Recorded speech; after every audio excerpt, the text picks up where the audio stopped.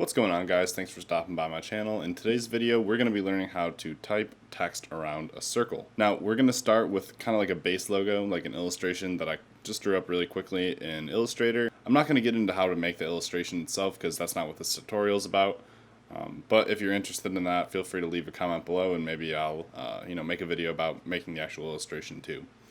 So with all that out of the way, let's jump into the tutorial. Alright, so as you can see here, we already have the full thing done, but what I'm going to do is just remove this little bit of text over here and over here, so we kind of have like a blank canvas to start around. So as you can see, we started off with kind of like a base illustration here. It's kind of like a nice camp vibey-ish summer feel. I was kind of going for like a patch look for this, something that you might like sew on a backpack.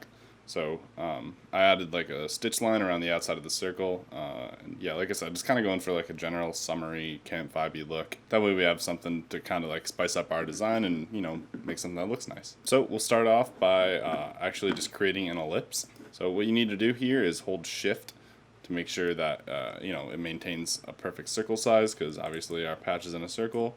And then we're gonna remove the fill on this guy and create a stroke of just really any color. It's just so you can see it for right now.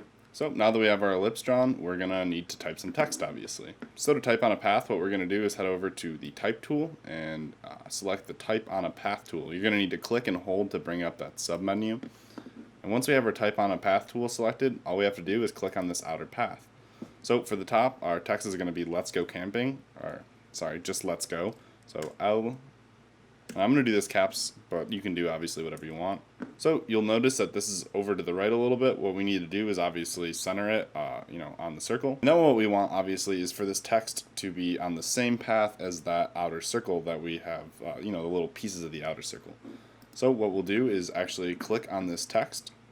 We'll go to type, and then type on path, and then type on path options.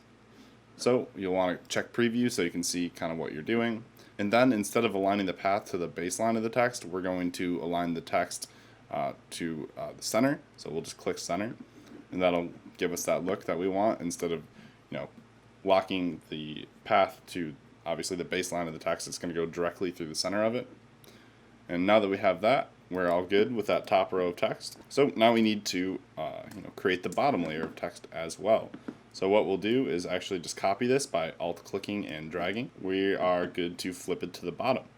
But to do that, what we'll need to do is actually head up again to our type tool, and then type on a path, and then pull up the type on path options. Again, check preview so you can see what you're doing. And then this time we're going to actually check the flip box. So once you flip it, you'll see that the text aligns itself so that it's straight up and will fit in the bottom space. And then again, we'll need to rotate this. So we'll try to get it as close as we can just by eyeballing it, getting it centered. That looks about good right there. And then we'll line it again up with these just so we can see what we're doing. And then we're going to need to rotate this again so it's even. But right about there looks good, just a little tiny bump. We almost got it with eyeballing, but you always need to do a little bit of a bump once you get it in place. And yeah, that's pretty much it.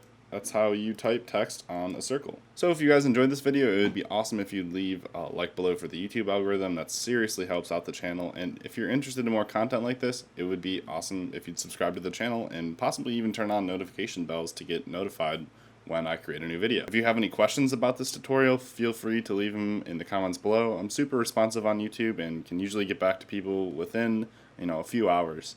So definitely feel free to leave a comment below. I love hearing from you guys, and let me know if you want to see more content like this as well. Alright guys, that's it for me on this one, and I'll catch you in the next one. Later.